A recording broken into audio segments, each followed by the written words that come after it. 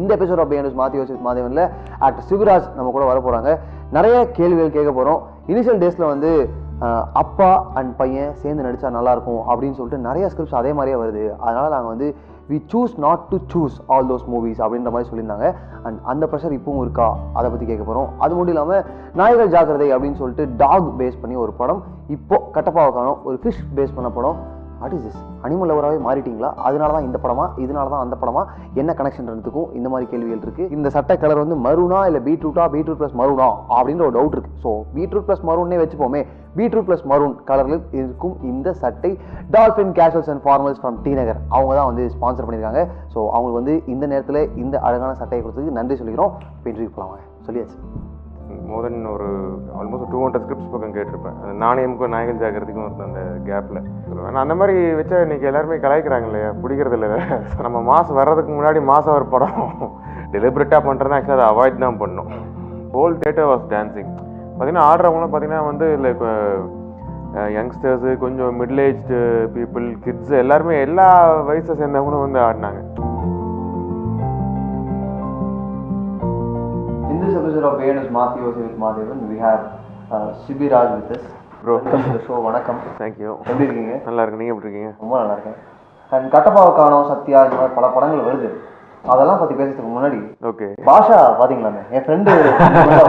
ஆமாம் ஆமாம் ஆமாம். ரிலீஸ் எப்படி நீங்கள் எப்படி என்ஜாய் பண்ணீங்க? இல்லை நாஸ்டால்ஜியா, ஏன்னா நான் அந்த படம் ரிலீஸ் ஆகும்போது ஐ திங்க் நான் 6th or 7th ஏதோ படிச்சுட்டு இருந்தேன். ஸோ ஆஃப்டர் லாங் டைம் திரும்ப வந்து ஃபஸ்ட் டே போகிற அந்த எக்ஸ்பீரியன்ஸ் எப்படி இருக்குன்னு பார்க்கலான்னு சொல்லிட்டு போனேன்.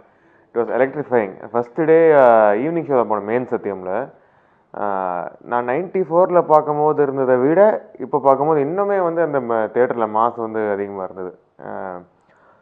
சீன் பை சீன், ஈவன் அந்த ஆட்டோக்காரன், நான் ஆட்டோக்காரன் சாங், அப்புறம் ராரா ராமையா சாங்க்லாம் வந்து ஹோல் தியேட்டர் வாஸ் டான்சிங். பார்த்தீங்கன்னா ஆடுறவங்களாம் பார்த்தீங்கன்னா வந்து லைக் யங்ஸ்டர்ஸு, கொஞ்சம் மிடில் ஏஜ்டு பீப்புள், கிட்ஸு எல்லாருமே எல்லா வயசை சேர்ந்தவங்களும் வந்து ஆடினாங்க.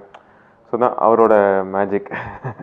இந்த மாதிரி ஒரு ரீரிலீஸ்க்கு இவ்வளோ ரெஸ்பான்ஸ் இருக்கும்போது நமக்கும் தோணும் இல்லையா, நம்ம படமும் வந்து ஒரு வருஷம் கழிச்சு நம்ம அதெல்லாம் ட்ரை பண்ணக்கூடாது, அதெல்லாம் யோசிக்கவே கூடாது நம்ம. இல்லை அதுக்கு வந்து படங்கிறத மீறி அதுக்கான ஒரு மாஸ் வேணும். ஸோ பாஷாவுக்கு ஒரு இம்பேக்ட் இருக்குது. இப்போது புரட்சித் தலைவர் எம்ஜிஆர் அவர்களோட படங்கள், சிவாஜி சாரோட படங்களுக்குலாம் ஒரு இம்பேக்ட் இருக்குன்னா அவங்க அவ்வளோ பெரிய ஸ்டார்ஸாக இருந்தாங்க. அதனால் வந்து அப்பார்ட் ஃப்ரம் படத்தையும் தாண்டி வந்து ஒரு ரீச் இருக்குது. ஸோ வந்து இன்றைக்கி நான் ஒரு படம் பண்ணி அது பெரிய ஹிட் ஆனாலும் கூட அது ரீரிலீஸ் எல்லாம் வந்து கற்பனை பண்ணுறதுக்கு வந்து டூ மச் பண்ணுவோம். ஸோ கட்டப்பாவை காணும் போஸ்டர்லாம் பார்க்கும்போது ஃபேண்டசி படமா அப்படின்ற ஒரு கேள்வி. ஃபேண்டசி படமா? ஃபேண்டசின்னு சொல்ல முடியாது, ஃபேண்டசி இல்லைன்னு சொல்ல, சின்ன குட்டியாக ஒரு ஃபேண்டசி எலிமெண்ட் இருக்குது இந்த படத்தில். பட் அவுட் அண்ட் அவுட் ஃபேண்டசின்னு சொல்ல முடியாது. இது வந்து பியூராக அந்த ஒரு அரவணா ஃபிஷ்ஷை வச்சுக்கிட்டு அந்த ஒரு லக் பேஸ்டான ஒரு ஸ்கிரிப்ட் தான். ஸோ லக்கு இருக்கா இல்லையா, இப்போ நம்மளுக்கு வந்து லைஃப்பில் ஒரு விஷயம் நடக்குது அப்படின்னா வந்து அது வந்து அதுக்கு லக்கு காரணமாக இல்லை வந்து ஹார்ட் ஒர்க் அண்ட் டெடிகேஷன் காரணமாக அப்படிங்கிறது வந்து இட்ஸ் டிபேட்டபிள். ஸோ படத்தோட ட்ராவலும் அப்படி தான் இருக்கும். அந்த ஃபிஷ்ஷு வந்து பல கை மாறிக்கிட்டே இருக்கும். ஸோ அந்த ஃபிஷ்ஷோட ட்ராவலில் அந்தந்த கேரக்டர்ஸோட லைஃப் எப்படி சேஞ்ச் ஆகுது, அது பாசிட்டிவாக இருக்கா இல்லை நெகட்டிவாக போகுதா அப்படிங்கிறது அந்த கதையோட ஒரு க்ரக்ஸாக இருக்கும். இப்போ நீங்கள் பேசும்போது அங்கே லைட்டாக இந்த ஸ்லாங் மேலே என்னன்னு தெரியல, சத்யராஜ் அவர் வந்துட்டு போகிறான். உங்களுக்கு உங்கள் அப்பா பேசுகிற ஸ்லாங் வராதா? வரும், அந்த மாதிரி தான். ஆனால் எங்கள் அப்பா வந்து இன்டர்வியூ எடுக்கலையே, அவர் வந்து ஸ்கூலில் வாத்தியார் தானே இருந்தார். ஒரே ஃபீல்டில் இருக்கும்போது அந்த கம்பேரிசன் வரும். அதனால எந்த ஒரு ட்ராபேக்கும் கிடையாது. அதை மாற்றுறதுக்கு அந்த மாதிரி அது தேவைப்படும் போது அதை அவாய்ட் பண்ணிக்குவேன். ஸோ வந்து அந்த மாதிரி ஸோ அது ஒரு ட்ராபேக்காகவோ அந்த மாதிரி நான் பார்க்கறதில்ல. ஆமாம், ஆனால் எப்பவுமே வந்து நம்மளுக்கு இப்போ நான் பண்ணிட்டு இருக்க கேரக்டர்ஸ் அதுக்கு ஸ்பெஷலாக ஒரு ஸ்லாங், ஸ்பெஷலாக ஒரு கேரக்டரைசேஷன் ரெக்குயர்மெண்ட் இல்லைன்னா நம்ம கேஷுவலாக என்ன வருதோ அதை பண்ணிட்டு போகிறது தான் பெட்டர். இந்த டைட்டில் வைக்கும்போது அப்பாட்ட பேசுனீங்களா? இல்லை, டைட்டில் வச்சதுக்கப்புறம் தான் சொன்னோம். என்ன சொன்னாங்க? அதன்னு இப்படி ஒரு டைட்டில் கட்டப்பாவை காணல, அது என்ன மீனிங் அப்படின்னு கேட்டார். அப்போ ஃபுல்லாக சப்ஜெக்ட் நான் எக்ஸ்பிளைன் பண்ணேன். கேட்டப்போ ரொம்ப இம்ப்ரெஸ் ஆனார். ரொம்ப ஃப்ரெஷ்ஷாக இருக்குது ஸ்கிரிப்ட், இது வரைக்கும் வந்த படம், இதுக்கு முன்னாடி இந்த மாதிரி ஒரு கதை வந்தது கிடையாது. ஸோ இந்த கதைக்கு இது ஆப்டான டைட்டில் தான் அப்படின்னு சொன்னார். என்னைக்காவது யோசிச்சிருக்கீங்களா, நீங்கள் வந்து வளர்ந்து வரும்போது அப்பாவுக்கு வந்து வருஷத்துக்கு ஒரு 6 படம் 4 படம்லாம் பேசுகிறீங்களா அதை பற்றி? ஆப்வியஸ்லி ஒரு ஆமாம் ஆமாம் ஆமாம். அது ஏன்னா வந்து அவரோட எப்படி சொல்கிறது, அவரோட பீக்கில் அவர் ஹீரோவாக நடிச்சிட்டு இருந்த டைமில் வந்து அவர் அப்போவே நிறைய வெரைட்டியான ரோல்ஸ் பண்ணிட்டார். யூஸ்வலாக ஹீரோனா வந்து வெறும் வந்து குத்துப்பாட்டுக்கு ஆடுறது, அப்புறம் பஞ்ச் டைலாக் பேசுறது மட்டும் இல்லாமல் ஆஸ் அ ஹீரோவாகவே பல விதமான கேரக்டர்ஸ் பண்ணிட்டார் அவரோட லைக் அவரோட மிட் 30s 20s வந்து. ஸோ அந்த ஒரு விஷயம் இன்றைக்கி வந்து அவர் கேரக்டர் ரோல்ஸ் பண்ணும்போது வந்து இன்றைக்கி வந்து எல்லாருமே வந்து அவங்கவுங்க படங்களில் வந்து அவருக்கு ஒரு முக்கியமான ரோல் வச்சு பண்ணுறாங்க நிறையா டைரக்டர்ஸ். அப்படி இருக்கும்போது ஆப்வியஸ்லி வந்து ஒரு ஆஸ் அ ஹீரோவாக நான் வந்து இன்றைக்கி வருஷம் 6 படம் 7 படம் பண்ணுறதுங்கிறது வந்து கஷ்டம். நம்ம செலக்டிவாக வந்து ஏன்னா இப்போ ஒரு படத்தோட வெற்றி தோல்வி வந்து ஹீரோ மேலே தான் வந்து பாதிக்கும். படம் ஹிட்னாலும் வந்து நம்ம காலர் தூக்கி விட்டு போய்க்கலாம், படம் ஃப்ளாப்னாலும் வந்து இவன் படம் ஓடல அப்படின்னு தான் சொல்லுவாங்க. ஸோ இந்த செலக்டிவாக பண்ணும்போது வந்து நம்ம 7 படம் 8 படம் பண்ணுறதுங்கிறது வந்து கஷ்டம். 14 years வச்சுக்கலாம். 14 years 2003 2003 இப்போ 2017 சத்யா அப்படின்னு ஒரு படம். ஆமாம் ஆமாம், சத்யான்ற டைட்டில் வச்சு நான் வேற ஒரு கேள்வி வச்சுருக்கேன், அப்புறமா வச்சுக்கிறேன். இருந்தாலும் இந்த 14 வருஷம் நீங்கள் நினச்சது என்னெல்லாம் பண்ணிருக்கீங்க, என்னெல்லாம் பண்ணுங்க? ஸ்கெட்சுன்னு ஒன்று இருந்தது அவங்களுக்கு? ஸ்கெட்செல்லாம் போடல, நான் ரொம்ப பிளான் பண்ணி, ஏன்னா சினிமாவில் ரொம்ப பிளான் பண்ண மாதிரிலாம் வந்து நம்ம பண்ண முடியாது. நம்மளுக்கு அந்தந்த நேரத்தில் சினிமா அப்படி ஆஸ் அன் ஆக்டர் வந்து நம்ம வந்து எங்கே ரொம்ப கவனமாக இருக்கணும் அந்த கதை கேட்குற விஷயத்துல தான். ஸோ அது முடிஞ்ச அளவுக்கு வந்து நான் ஒரு ஓப்பனாக மைண்ட் வச்சுட்டு நான் கதை கேட்பேன். அண்ட் அதில் வந்து ஒரு கதை சூஸ் பண்ணதுக்கப்புறம் அதில் என்ன பண்ணலாம், அதில் நம்ம எந்த அளவுக்கு ஹார்ட் ஒர்க் பண்ணலாம், இது நம்ம எப்படி இந்த கேரக்டர் நம்ம சைடில் என்ன கான்ட்ரிபியூட் பண்ணலாம் அப்படிங்கிறத வந்து நான் திங்க் பண்ணேன். மற்றபடி ரொம்ப ஸ்கெட்சு போட்டுலாம் பண்ணால் அது அது ஒர்க் அவுட் ஆகுது. சம்டைம் நம்ம ஸ்கெட்சு போட்டு நம்ம இப்படி தான் பண்ணணும்னு போயிட்டுருப்போம். பட் சப்போஸ் நம்ம ஒரு குறிப்பிட்ட ஜானர் தான் பண்ணணும்னு நம்ம ஃபிக்ஸ் பண்ணி போயிட்டு இருக்கும்போது நமக்கு வேறு ஜானரில் ஒரு நல்ல கதை வந்து அது நம்ம கண்ணுக்கே தெரியாது. ஸோ ஸ்கெட்செல்லாம் எதுவும் கிடையாது. ஆமாம் ஆமாம் ஆமாம். நீங்கள் வந்து ரொம்ப சூஸி ஆகிட்டீங்கன்னு சொல்லலாமா? நான் எப்போவுமே சூஸி தான். எப்பவுமே. அதுக்கான காரணம், முக்கியமான காரணம் வந்து வீட்டில் ஒரு பெரிய நடிகர் இருக்கிறதுனாலையும்? அதெல்லாம் கிடையாது, அந்த மாதிரிலாம் எதுவும் கிடையாது. அந்த ஆட்டிடியூட், அந்த பக்கம் எனக்கு ஜென்ரலாகவே வந்து எனக்கு ஒருவேளை என்னோட டேஸ்ட்டுங்கிறது வந்து ரொம்ப ரெகுலரான விஷயங்கள். சம்டைம்ஸ் வந்து ஹீரோவை இம்ப்ரெஸ் பண்ணுங்கிறதுக்காகவே ஒரு கதை சொல்லுவாங்க.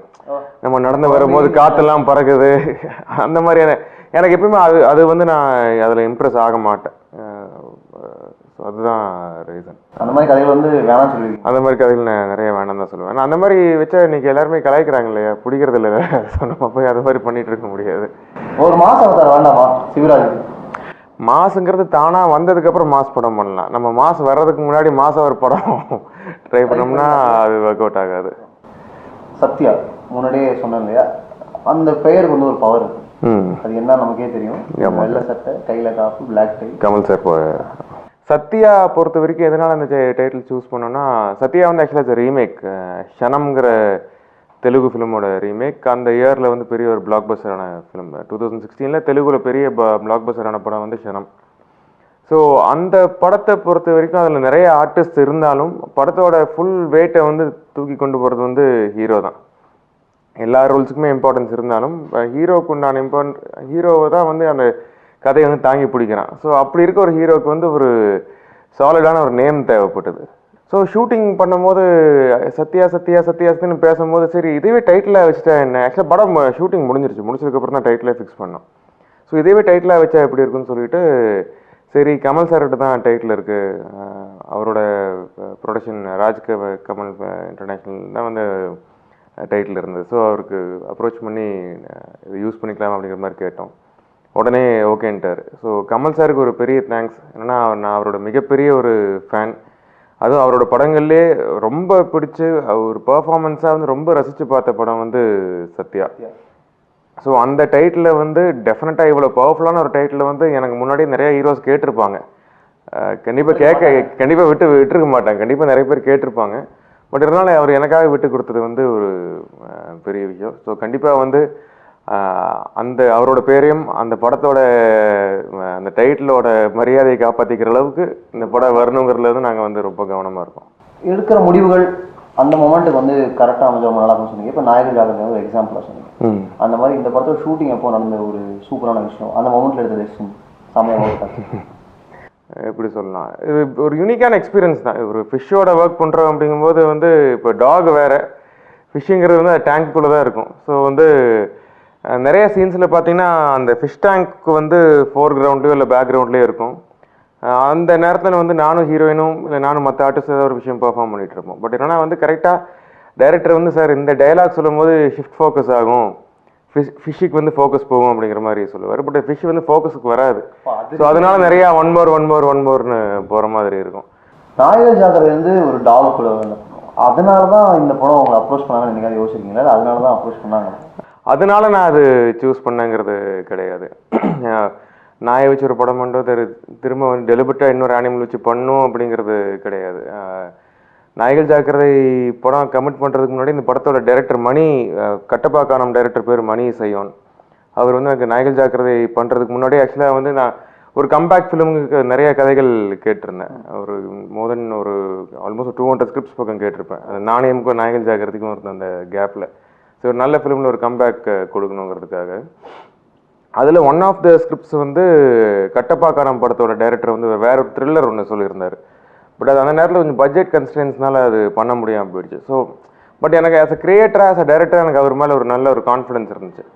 ஸோ ஜாக்சன் துரை ஷூட்டிங் டைமில் என்னை காண்டாக்ட் பண்ணி இந்த மாதிரி ஒரு கதை இருக்குது ஃபிஷ் பேஸ்டுன்னு. ஃபர்ஸ்ட் நான் வேண்டானேன், சார் இப்போ தான் நாயை வச்சு ஒரு படம் பண்ணியிருக்கோம், இதே வேலையாக போயிடும் அப்படிங்கிற மாதிரி. இல்லை இது வந்து கண்டென்ட் வந்து டோட்டலாக வேறு தான், நாயகர் ஜாக்கிரதையோட சிமிலாரிட்டி எதுவுமே வராது அப்படிங்கிற மாதிரி சொன்னார். ஸோ கதை கேட்டப்பவே பிடிச்சிருச்சு, அதுதான் ரீசன். பட் டெலிபரேட்டாக பண்ணுறதா ஆக்சுவலாக அதை அவாய்ட் தான் பண்ணோம். கம்பேக் படத்துக்கு வந்து நிறைய ஸ்கிரிப்ட்ஸ் கேட்டேன் அப்படின்னு சொன்னீங்க. நாணயம் அப்படின்ற ஒரு படத்தை ஒரு சாலிட் பர்ஃபார்மன்ஸ் கொடுத்தோம். அந்த படம் வந்து பாக்ஸ் ஆஃபீஸ் இது பிஸ்னஸாக பார்த்தீங்கன்னா கொஞ்சம் ஒழுங்காக போகல. அது என்னை பொறுத்து என்னன்னா வந்து நம்ம நல்ல படம் டெலிவரி பண்ணுறதுக்கு எல்லாருமே ஹார்ட் ஒர்க் பண்ணுறோம். But at the same time அது ரிலீஸ் ஆகிற ரிலீஸ் டேட்லாம் ரொம்ப முக்கியமாக இருக்குது. ப்ரொமோஷன்ஸ்லேருந்து பல விஷயங்கள் வந்து இம்பார்ட்டண்ட்டாக இருக்குது. அண்ட் மேபி நாணயம் வந்து that was first bank robbery based subject. So வந்து அந்த படத்தோட டைரக்டர் சக்தி சவுந்தரராஜன் வந்து அது ஃபஸ்ட்டு படம் பேங்க் ராபரி வச்சு ஒரு படம் பண்ணும்போது அது ஆத்தென்டிக்காக இருக்கணும், அதில் கமர்ஷியல் எலிமெண்ட்ஸ் வந்து அதிகமாக சேர்த்திருக்க மாட்டார். அது வந்து அந்த படம் பாக்ஸ் ஆஃபீஸில் நீங்கள் சொன்ன மாதிரி பெருசாக போனேன்னா கூட இன்னைக்கு வரைக்கும் சேனல்ஸில் வந்து அந்த படம் வந்து பெரிய லெவலில் ரீச் ஆகிட்டு தான் இருக்குது. ரொம்ப நன்றி. அண்ட் நீங்களே சொன்னீங்க சத்யா அப்படின்ற ஒரு படத்துக்கு அப்புறமா வேறு மாதிரி ஒரு கேரியோகிராஃப் நான் பார்க்குறேன்னு. அதே மாதிரி நீங்கள் நினச்ச மாதிரியே நல்ல நல்ல படங்கள் அமையணும். இந்த மாதிரி ஃபேண்டசி படங்கள் நிறைய பண்ணுங்க. இது ஃபேண்டசின்னு ஒத்துக்கிறீங்களான்னு தெரியல, பட் யா இந்த மாதிரி படங்கள் நிறைய பண்ணுங்க. Expecting lot from you. இந்த எபிசோட் ஆஃப் பிஹைண்ட் மாத்தி யோசி வித் மாதேவன்ல என்னெல்லாம் உங்களுக்கு பிடிச்சிருந்தது பிடிக்கலன்றலாம் கமெண்ட்டை சொல்லுங்க. அதே மாதிரி ஆக்டர் சிபிராஜ் சொன்னதில் என்னெல்லாம் இன்ட்ரெஸ்டிங்காக இருந்துச்சு அதெல்லாம் வந்து கமெண்ட்ல சொல்லலாம். ஏன்னா ஆக்டர் அருண் விஜய் கூட பண்ண மாத்தி யோசி வித் மாதேவன் எபிசோட்ல திலீப் குமார் அப்படின்ற ஒருத்தர் செம்மையா கிறிஸ்டபர் நோலன் படம் பார்க்குற மாதிரி நம்ம இன்டர்வியூ பார்த்துருக்காருன்னு நினைக்கும் போது சந்தோஷமா தான் இருக்கு.